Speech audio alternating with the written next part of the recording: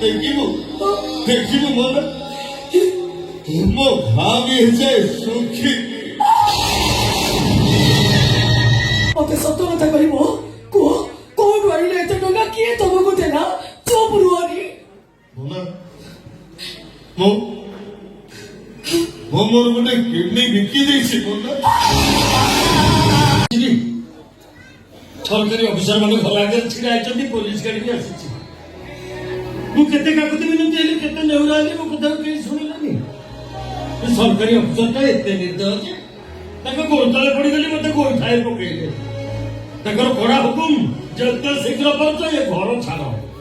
ହେଲେ ଘର ଛାଡ଼ିଦେଲେ ଝିଅନି ବୋହୂଟାକୁ ନେଇ କୋଉଠି ରହିବି? ଗଛ ମୂଳେ ରହିବ। ଏ ଘର ଛବି ମର୍ଗେଜ ଦେଇ ତୋ ପୁଅ ଯେତେବେଳେ 2 ଲକ୍ଷ ଟଙ୍କା ଲୋନ୍ ଆଣିଥିଲା, ସେତେବେଳେ କଣ ଜାଣିନଥିଲୁ? ସେ ଲୋନ୍ ବଢି ବଢି ଏବେ 3 ଲକ୍ଷ ହେଇଛି। 3 ଲକ୍ଷ? ହଁ, ଯଦି ଗଛ ମୂଳକୁ ଯିବା ପାଇଁ କଷ୍ଟ ଲାଗୁଛି, ଟଙ୍କାଟା ଫେରେଇବେ, ଅଫିସ ଚାଲିଯିବ। ଏତେ ଟଙ୍କା କିଏ? ମୁଁ କିଏ? ତାହେଲେ ବୋହୂକୁ ନେଇ ଘର ଛାଡ, ଉଠାର ଜିନିଷ ପତ୍ର। ନାଇଁ ନାଇଁ ନାଇଁ, ସେମିତି କହିଲେ ହବନି। ମୋ ବାପ ଅଜାମର ଘର ଛାଡ଼ି ଦେଇକି ମୁଁ କୁଆଡେ ଯିବି? ଯଦି ଆପଣଙ୍କର ଇଚ୍ଛା ହଉଛି ମତେ ଏଇଠି ମାରିବାରି ଟିକେ ମାରି ଦିଅନ୍ତୁ। ଭଲ ଦଶା ଅଛି ତ ବୋହୂକୁ ନେଇ ଜିନିଷ ପତ୍ର ନେଇ ଘର ଛାଡ। କାହିଁ ଘର ଛାଡ଼ିଦେବି?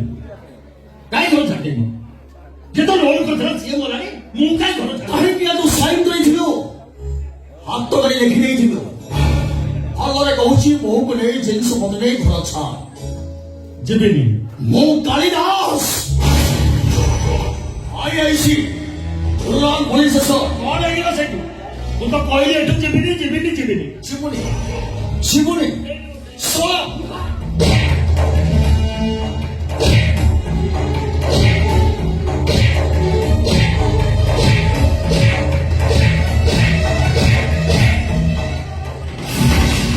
ଆରେ ମୋ ସେଠୁ ମାଡ଼ ଖାଇପାରିବିନି ସାର୍।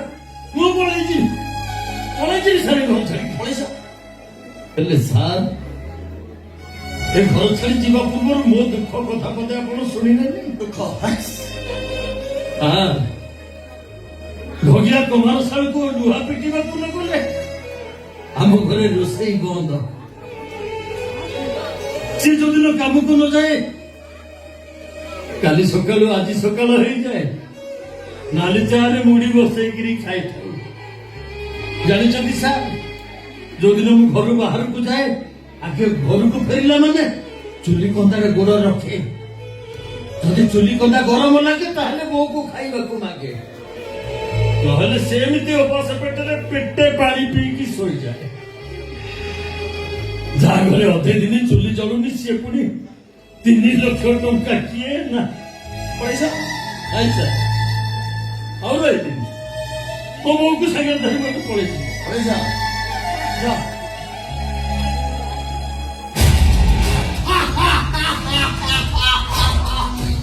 ଭାରତ ମହାଦେବଙ୍କ ଡର, କିଏ କହିଲା ମୁଁ ଯିବିନି? କଣ ହେଇଛି ଆଜ୍ଞା? ଘର ବାହାରେ ତ ପୁଲିସ କଣ ପାଇଁ ଯାଇଛନ୍ତି? ଘର ନିଲାମ ହେଇଗଲା। ହେଇଗଲା? ହଁ, ଭାଗବତ ମହାନ୍ତି ତା ବୋହୂ ଏବେ ଗଛ ମୂଳକୁ ଯିବେ। ତୁ ତ ନଥିଲାନି ପୁଅ ଭଗିଆ, ଯଦି ପାରୁଛୁ ନିଲାମଟା ରୋକିଦେ।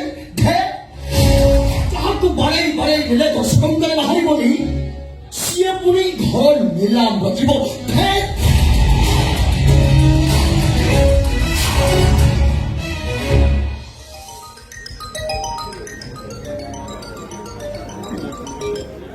हेलो, हाँ बाबा कौन खुशी घर बारे ठीक अच्छे तो व्यस्त मु नहीं पहुंची। हाँ हाँ ठीक अच्छे, कल कही मुझे रही कुआड़े बाहर मो सर ଗଛ ମୂଳକୁ। କିନ୍ତୁ କାହିଁକି କଣ ପାଇଁ? କାହିଁକି କଣ ପାଇଁ ପଚାରୁଛୁ? କଣ ସେଇଦିନ ପରେ ଯାଇଛୁ, ଆଜି ଘରକୁ ଫେରୁଛୁ? ଜାଣିଛୁ, ଆଜି ଏତେ ବଡ ହେଲାଣି, କିଛି ଖାଇଥିଲେ ବାସି ରୁଟି ପଟେ ପାଣିରେ ବୁଡେଇ ଖାଇଥିଲି ଯେ ନାଲି ଚା ବି ଟିକେ ମିଳିଲାନି। ସେନା ଆମ ଶ୍ୱଶୁର ବୋହୂଙ୍କୁ ଆଜି ଘର ଛାଡିବାକୁ ହବ। ସେମାନେ 3 ଲକ୍ଷ ଟଙ୍କା ଡିମାଣ୍ଡ କରୁଛନ୍ତି। ଏତେ ଟଙ୍କା ଆମେ ଆଣିବୁ କୋଉଠୁ? ନାଇଁ ମୋ ଟଙ୍କା 3 ଲକ୍ଷ ଯୋଗାଡ଼ କରିଛି ଯେ ହେଲେ ସେଇଟା ମୋ ଝିଅର ପାଠ ପଢା ପାଇଁ କଣ କରିବି କହିଲ ମଉସା? ଆଜ୍ଞା ତମ ଝିଅ ଆଜି ନହେଲେ ବି କାଲି ପାଠ ପଢି ପାରିବ, ହେଲେ ଆମ ଘର ଥରେ ଚାଲିଗଲେ ଆଉ ଆମକୁ ମିଳିବନି। ଦେଖ ତମକୁ ହାତ ଯୋଡୁଛି, ସେ ଟଙ୍କା ଆମକୁ ଦେଇଦିଅ। ନାଇଁ ସେ ଟଙ୍କା ମୁଁ କେମିତି ଦେବି? ସେଇ ଟଙ୍କା ପାଇଁ ତ ମୁଁ ନ କରିବା କାମ ବି କରିଦେଇଛି ମଉସା। ଆମ ଉପରେ ଟିକେ ଦୟା କର, ଦେଇଦିଅ ସେ କାହିଁକି ଟଙ୍କା। ଆଉ କହୁଥିଲେ ମା ଯେ ମଣିଷ ମନଟା କଣ ଆମ ଦୁଃଖ ଶୁଣିବ? ସେଇଟା କେବଳ ଦୁଃଖ ଦେଇ ଶିଖିଛି। ମଉସା ତମେ ମତେ କଥା କହୁଛ? ଏମିତି କହିବିନି ତୁ କହୁନୁ? ଆରେ ମୋ ପୁଅଟା ଯଦି ବଞ୍ଚିଥାନ୍ତା ଆଜି କଣ ଆମ ଶ୍ୱଶୁର ବୋହୂଙ୍କୁ ଏମିତି ହୀନସ୍ତା ହବାକୁ ପଡିଥାନ୍ତା? ତମ ଝିଅ ପାଠ ପଢିବ, IAS ହବ କି IPS ହବ, ସେଥିରେ ତମ ନାଁ ରଖିବ। ହେଲେ ଆମେ ଆମେ ଯଦି ମରିଯାଉ ତମକୁ କିଛି ବି ଫରକ ପଡିବନି, କାହିଁକି ନା ଆମେ ତ ତମର କେହି ନୁହେଁ ନା। କିନ୍ତୁ ଗୋଟିଏ କଥା ମନେ ରଖିଥିବ ଭଗିଆ, ଯଦି ଆମେ 2 ଜଣ ମରିଯାଉ ସେଥିପାଇଁ ଦାୟୀ ହବ କେବଳ ତମେ। କିଛି ଆଉ କହନାରେ ମା, ଚାଲ ଆମେ ଏଠି ପଳେଇ ଯିବା। ଦେଖୁଛୁ ତ ଦଦରା ବୁଢାଟା, ବାଟରେ ଯଦି କୋଉଠି ମରିଗଲି ମତେ ଫୋପାଡ଼ି ଦବୁ, ନିଜେ ବି ଟିକେ ବିଷ ଖାଇଦବୁ ରେ ମା।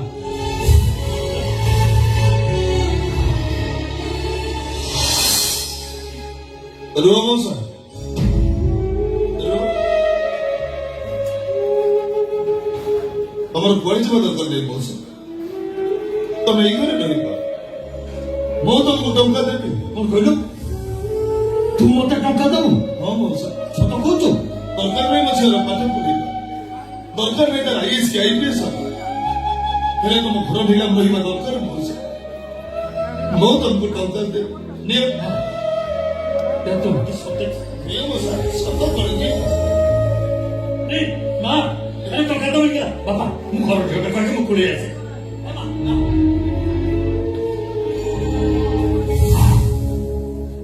ତମ ପାଖରେ ଟଙ୍କା ଥିଲା, ତାପରେ ବି ମୋ ଶ୍ୱଶୁର କାହିଁକି ଏତେ ମାଡ଼ ଖାଇଲେ ତାର ହିସାବ ତମେ ମତେ ଦବ। କୋଟି କୋଟି କି ହିସାବ ଦବ, କୋଟି କୋଟି କି।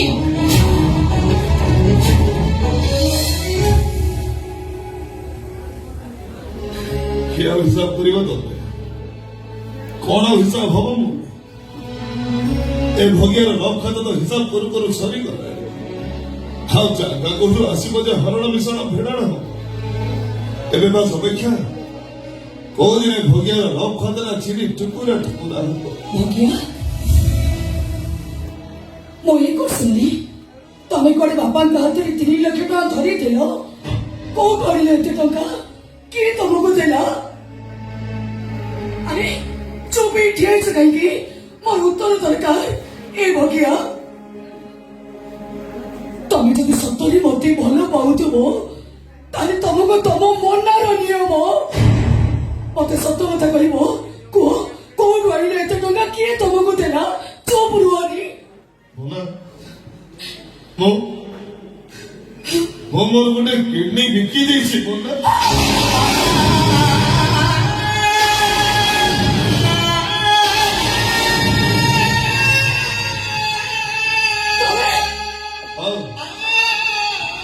ଗୋଟେ ମଣିଷ ମାରିଛି ବୋଲି ମୋ ଝିଅ ସ୍କୁଲ ଗଲା, ପିଲାମାନେ ତାକୁ ଥଣ୍ଡା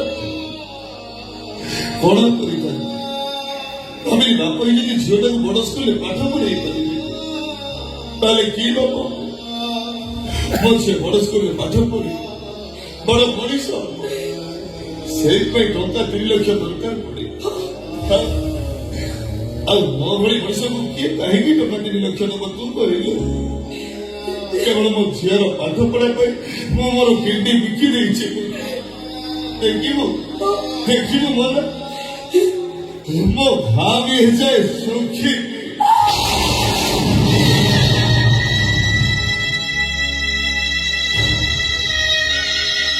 ଭଗବାନ, ନିଜ ଝିଅକୁ ବଡ ସ୍କୁଲରେ ପାଠ ପଢିବା ପାଇଁ କିଡନୀ ବିକ୍ରି କରି ଯୋଉ ଟଙ୍କା ରଖିଥିଲ, ସେ ଟଙ୍କାକୁ ମୋ ବାପାଙ୍କ ହାତରେ ଧରେଇଦେଲ।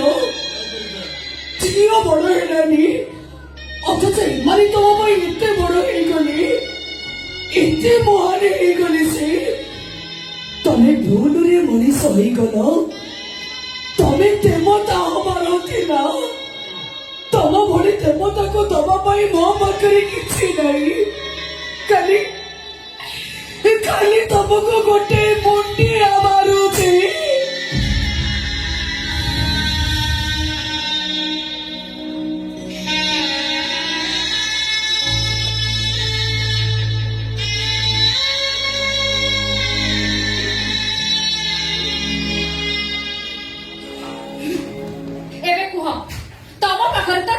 थिला तापर भी मो ससुर काहे केते बड़ खाइले सेदिन रखिलानी कहि कि जाइथिले ए घर होउची तमरो आ ए घर रे सब बोझ भी तमरो तापर भी तमे काहे कि चुप रहिला जवाब दियो मते जवाब दियो ଘରେ ମୋର ସମରା ଏ ଘରର ସମସ୍ତ ଦାୟିତ୍ୱ ବୁଝିବୁ ବୋଲି ତୁ ପୁରା ଚୁକ୍ତି କରିଥିଲୁ ଏ ଘର ପାଇଁ ତିନି ଥର ନୋଟିସ ଲାଗିଲା ସବୁ ଦେଖି ଶୁଣି କେମିତି ଚୁପ ରହିଲୁ ରେ ଟଙ୍କାକୁ ପକେଟରେ ପୁରେଇ କାହିଁକି ବୁଲୁଥିଲୁ ମତେ ଆଗେ କହ ଏଇ ଯୋଉ ଟଙ୍କା ତୁ ମତେ ଦେଲୁ ଏ ଟଙ୍କା ପାଇଁ ପୋଲିସ ଆମକୁ ଦିନେ ଆରେଷ୍ଟ କରିବନି ତ ସତ କହ ଏ ଟଙ୍କା ତୁ ଚୋରି କରିଛୁ ନା ଟଙ୍କା ପାଇଁ ମଣିଷ ମାରିଛୁ ସତ କହ ଟଙ୍କା ଚୋରି ମାର ଆହୁରି ମାର ମାର ଖାଇବା ତ ଭୋକିଆର ଜନ୍ମ ତା ପାଇଁ କିଛି ବି ଫରକ ପଡିବନି ମାନେ ହେଲେ ତାକୁ ଚୋରି କରିବା କଥା କୁହ ନା ମଣିଷ ମାରିବା କଥା କୁହ ନା ସେ କେବେ ମଣିଷ ମାରିପାରେ ନା ତାହେଲେ ସେ ଏତେ ଟଙ୍କା ପାଇଲା କୋଉଠୁ ନିଜ କିଡନୀ ବିକ୍ରି କରି ଆଣିଛନ୍ତି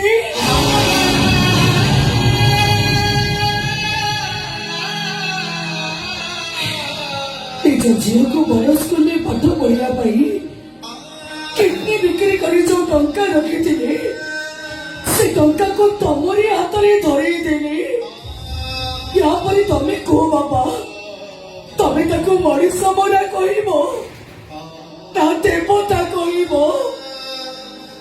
ମୁଁ ଜାଣି ତମେ ମାନେ କେହି ବି ତାକୁ ଦେବତା କହିବନି କାହିଁକି ନା ତମ ଆଖି ଆଗରେ ସେ ତ ଗୋଟେ ମଣିଷ ମରା ନା ହେଲେ ସେ ମଣିଷ ମରା ନୁହଁ ମୋ ଭାଇକୁ ସେ ମାରିନି ମୋ ଭାଇକୁ ମାରିବା ଲୋକ ମଲ୍ହାର ମାରିଆ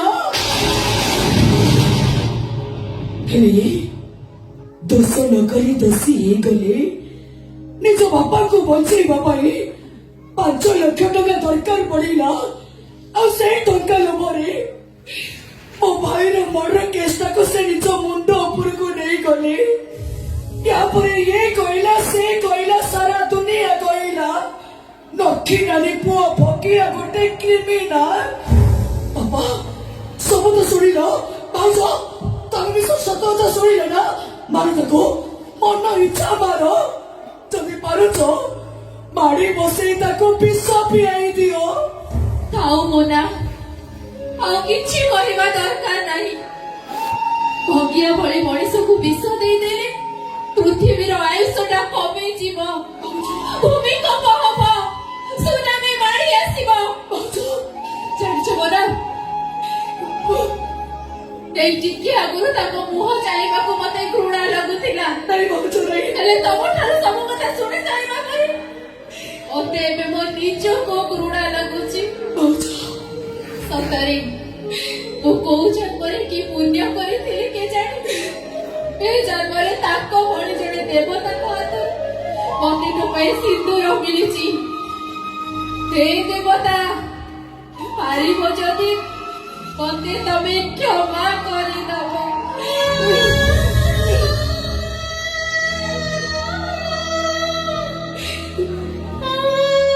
ମରିଥିଲା ବୋଲି କାନ୍ଦୁଥିଲି ହେଲେ ଏବେ ବୁଝୁଛି ମୋ ପୁଅଟା ମରିଛି ଠିକ ହେଇଛି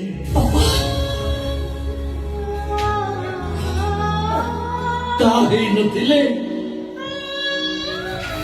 ଏ ଭୋଗିଆ ପରି ପୁଅଟିଏ ମୁଁ ପାଇପାରିନଥାନ୍ତି ଭାଇ ମଉସା ଭାଇ ତମେ ସେମିତି କହୁନି ହାତ ଯୋଡୁଥିଲେ ବାପା ଆଜି ଯଦି ମତେ ଆଉ ମଉସା ଡାକିବୁନି ବାପା ବୋଲି ଡାକିବୁ ଆରେ ତୋ ମୁହଁରୁ ବାପା ଡାକ ଶୁଣିବାକୁ ମୋର ଭାରି ଲୋଭରେ ତୁ ଭୁଲରେ କେମିତି ସେ ସୁର ମହାପାତ୍ରର ପୁଅ ହେଇଗଲୁ ସିନା ତୁଟା ମୋ ପୁଅ ହବାର ଥିଲା ବାପା